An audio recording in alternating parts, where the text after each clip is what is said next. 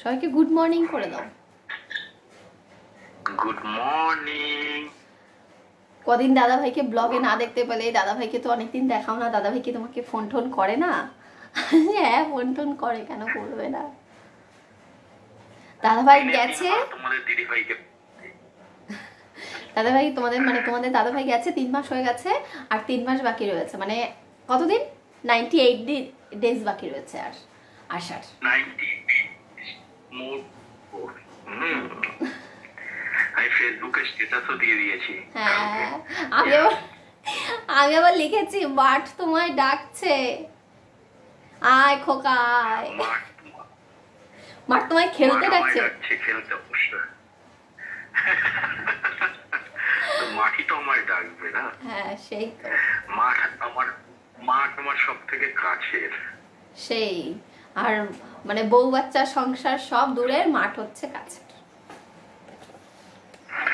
দেখো, সংসার বউ বাচ্চা এগুলো হচ্ছে একটা আলাদা অনুভূতি, আর খেলাধুলো মাঠ এগুলো হচ্ছে একটা আলাদা অনুভূতি, বন্ধু বান্ধব আড্ডা মারা এগুলোর একটা আলাদা অনুভূতি।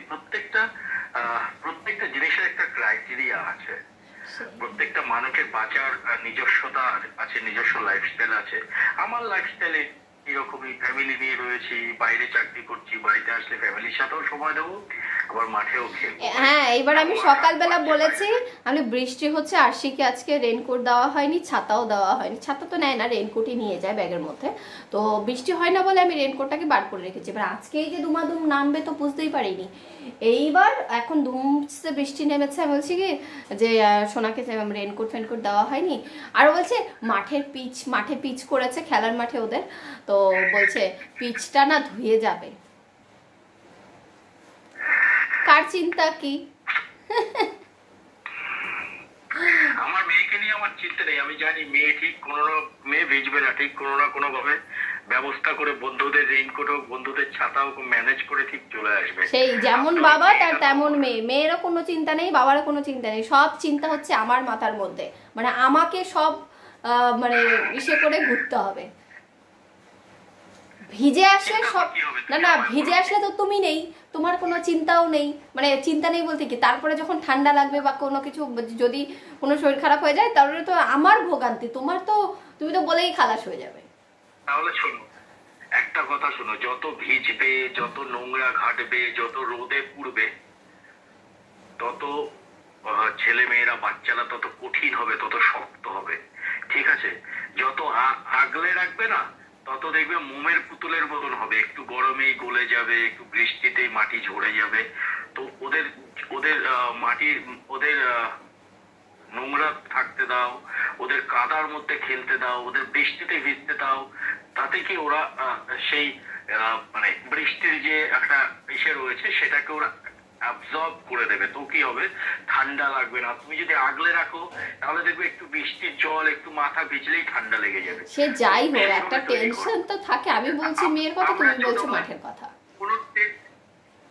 কোনো টেনশন নেই, মেয়ে ঠিক চলে আসবে। মেয়ে তো স্কুলে যাবে, স্কুল থেকে গাড়িতে আসবে। ভাবো তো আমাদের সময় কত দূর।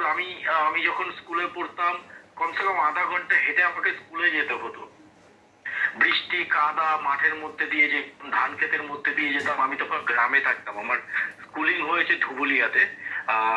ক্লাস 1 থেকে ক্লাস 8 পর্যন্ত আমি ধুবুলিয়াতে পড়েছি। ধুবুলিয়া তোমরা অনেকেই জানো, কৃষ্ণনগরের পরে বাহাদুরপুর, তারপরে ধুবুলিয়া, মানে বেথুয়াডোরি আর কৃষ্ণনগরের মাঝখানে হচ্ছে ধুবুলিয়া। আমি ধুবুলিয়াতে বহু বছর কাটিয়েছি, মানে আমার শৈশবটা কাটিয়েছি। তো ধান ক্ষেতের মাঝখান দিয়ে আমাকে স্কুলে যেতে হতো, বৃষ্টির মধ্যে হোক ঠান্ডা হোক গেছি। তো আমি নিজেকে সেইভাবে রত করেছি, তো আমার মেয়েও সেইভাবে রত করবে। ভাবো তো, যাদের বাড়িঘর নেই, যেসব বাচ্চারা রাস্তায় থাকে, তারা সারাদিন ভেজে রোদে পড়ে, তাদের শরীর খারাপ হয়, তারা হসপিটালে যায়। ওটা ওদের অভ্যাস হয়ে গেছে, ওটা ওদের অভ্যাস হয়ে গেছে। সেটাই আমি বলছি যে মেয়েকেও ভিজতে দাও, মেয়েকে নোংরা ঘাটতে দাও, মেয়েকে কাদা মাখতে দাও, মেয়েরা অভ্যাস হয়ে যাবে। তুমি বলো না যে মেয়ে রাতে ভাত খেতে চাইছে না, রুটি খেতে চাইছে, যেটা খেতে চাইছে সেটাই খেতে দেবে, যেটা খেতে চাইছে সেটাই খেতে দেবে। ও এমনি রক্ত হয়ে যাবে, আবার জোর করে ভাতও খাইয়ে দেবে। যেটা খেতে চাইছে সেটাও খাওয়াবে, আবার ঘুমানোর আগে 2 গরস ভাতও খাইয়ে দেবে। দেখুন, মেয়ে আস্তে আস্তে অভ্যাস অভ্যাস হয়ে যাবে, তো অভ্যাসে পরিণত করতে হবে। ঠিক আছে, ওই আগলে রাখবে, লালুবুলু করে রাখবে, তো বাচ্চা ওই লালুবুলুই হয়ে থাকবে, দেখবে একটু গরমেই গলে যাবে, লালু মোমের পুতুলের মতো। লালু বুলু। বৃষ্টির কথা তো বললে, তাহলে এবার গরমের কথাটাও বলো। যখন এসি এসি এসি করে, এই 7 দিন আগে পর্যন্ত বলছে আমাকে এসি চালিয়ে দাও, তো সেটা বলো। তখন তো বলো থাক গরমে এইসব কষ্ট দিও না, একটু এসি চালিয়ে নিও, তখন সেটা কেন বলো? হ্যাঁ, তো এসি এসি রয়েছে, এসিতে থাকবে, যখন থাকবে না আবার সেটাও ওকে সেইভাবে রপ্ত করতে হবে। আমার কথা হচ্ছে যখন আছে সেটাকে ভোগ করবে, যখন থাকবে না সেটাকে ভোগ করতে পারবে না, তো নিজেকে সেভাবে তৈরি করতে হবে, সেইভাবে তৈরি করাও। আছে আছে আছে, যদি থাকে সেটাকেও রপ্ত করতে হবে, যদি না থাকে, সব সময় তো ভালো সময় যায় না, খারাপ সময় তো জীবনে আসতে পারে, সেই সময়টাও যাতে নিজেকে চালিয়ে নিতে পারে সেইভাবে তোমাকে মানুষ করতে হবে। একটা বাচ্চার টিচার হচ্ছে একটা মা, একটা বাচ্চা টিচার কিন্তু তার বাবা নয়, তার মাকেই শিক্ষাটা দিতে হবে, তোমাকেই বাচ্চাকে শিক্ষা দিতে হবে, সেই একদম তোমাকেই সেইভাবে গড়ে তুলতে হবে। ঠিক আছে, থ্যাংক ইউ সো মাচ। ভালো যা হবে সব তোমার জন্য, খারাপ যা হবে সব আমার জন্য।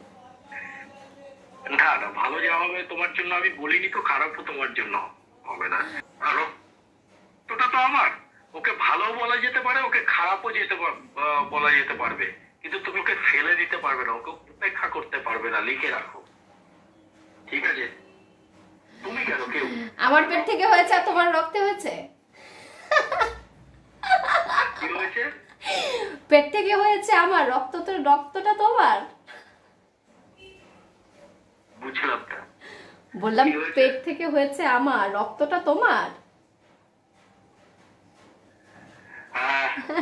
মাটিটা তো আমার, জমিটা আমার, আর সিমেন্ট বালি ঘরটা তোমার। হ্যাঁ সেই ঘরে থাকার আগেটা তো জমিটা মাটিটা তো দরকার, সেই মাটিটা আমি, তারপরে ঘরটা হলো তুমি, যেখানেও ছিল। সোনার গ্রুপের মানে ব্লাড গ্রুপ আর আমার ব্লাড গ্রুপ সেম। ভালো তো, এ পজিটিভ। সবই যদি আমার সাথে মিলে যায় তাহলে তোমার সাথে কি, তোমার কি? ও নেগেটিভ, ও পজিটিভ। ওর হচ্ছে ও পজিটিভ, আমার হচ্ছে এ পজিটিভ, আর শিরো এ পজিটিভ। ঠিক আছে চলো, আমার রান্না বান্না করতে হবে, বৃষ্টি 10:30 বেজে গেছে। দাঁড়াও শোনো কেন বলো তো, আর আরশির ব্লাড গ্রুপ আর তোমার ব্লাড গ্রুপের মিল রয়েছে। ওর ওর ঘুমানো, ওর হাঁটা চলা, ওর ডান্সের স্টাইল সব আমার মতনই। একটা কিছু যদি তোমার মতন, ওর গাল, ওর নাক, চোখ সব আমার মতনই, রংটা তোমার মতন পেয়েছে। আর যদি দু একটা জিনিস তোমার মতন না পায় তাহলে তো সন্দেহ থেকে যাবে না যে তুমি ওর মা। সেই এর জন্য ভগবান ব্লাড গ্রুপটার সাথে মিল করিয়ে দিয়েছে।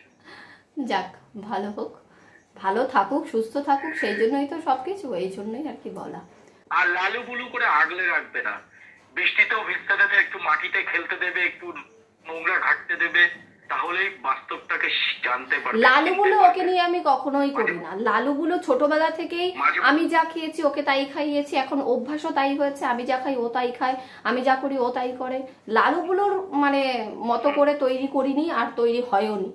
লালু বুলুর জিনিসটা আমাকে শোনো, মাঝে মধ্যে পান্তা ভাত খাওয়াবে, মাঝে মধ্যে ফেনা ভাত খাওয়াবে, মাঝে মধ্যে গোলা রুটি খাওয়াবে, এগুলো দরকার আছে জীবনের প্রত্যেকটা মুহূর্তে যে বিরিয়ানি আর বাটার চিকেন খেতে হবে বা মোমো খেতে হবে সেটা নয়। জীবনে কখনো কখনো গোলা রুটিও খেতে হয়, পান্তা ভাতও খেতে হয়। ঠিক আছে, সেই সময়টা আসার আগে যেন বুঝতে পারে, ও যেন এই খাবারগুলো খেয়ে নিজেকে রত করতে পারে। মানুষের জীবনে ভালো সময়ও আসে, খারাপ সময়ও আসে। ঠিক আছে, তো মানুষের জীবনে মাছ ভাত মাংস ভাত যতটা সহজে আসে, এই গোলা রুটি পান্তা ভাত এগুলো কিন্তু এত সহজে আসে না, এগুলো কঠিন সময়ে মানুষের জীবনে আসে। তো এগুলোকেও ওকে মাঝে মধ্যে খাওয়াবে, ওকে রত করাবে। ওকে বাবার করা। আমি যখন মুম্বাইতে ছিলাম,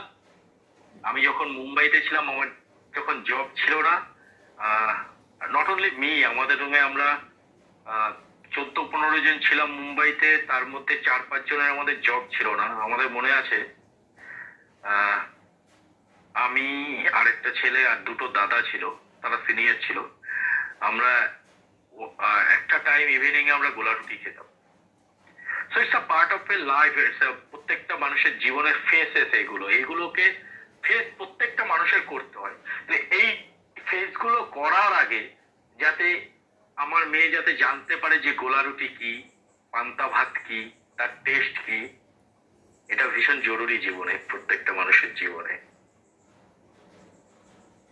ঠিক আছে, আমরা অনেকেই যখন পয়সা রোজগার করে ফেলি তারপরে আমরা গোলা রুটি পান্তা ভাতকে অনেক অবহেলা করি, অনেক অনীহা করি। কিন্তু প্রত্যেকটা মানুষের স্ট্রাগলিং পিরিয়ডে, প্রত্যেকটা মানুষের যখন জীবনের লড়াই চলে, তখন গোলা রুটি আর পান্তা ভাত কিন্তু খুব গুরুত্বপূর্ণ একটা পার্ট একটা মানুষের স্ট্রাগলিং পিরিয়ডে।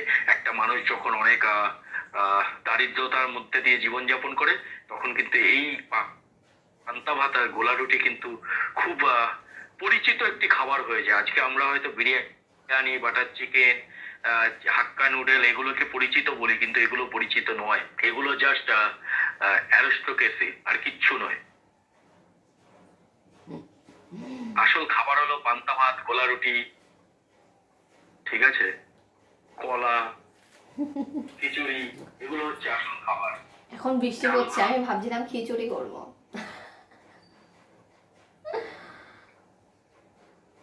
মুড়ি।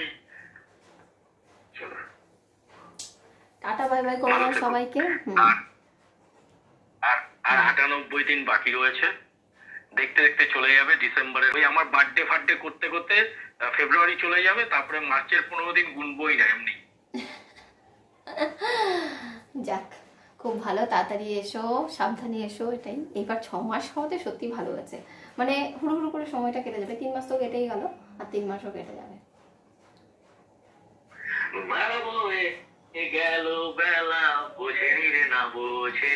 এই জন্যই তোমরা দাদাভাই থাকলে ব্লগ দেখতে এত পছন্দ করো, কারণ মানে গান, নাচ, হই হুল্লোড় সব চলতে থাকে। আর আরশি আর আমি থাকলে তো মানে ধরো মোটামুটি সময়টা বাড়িতেই কেটে যায়। তো যাই হোক, এই জন্য আর কি ব্লগ বেশি ইন্টারেস্টিং হয়ে যায়।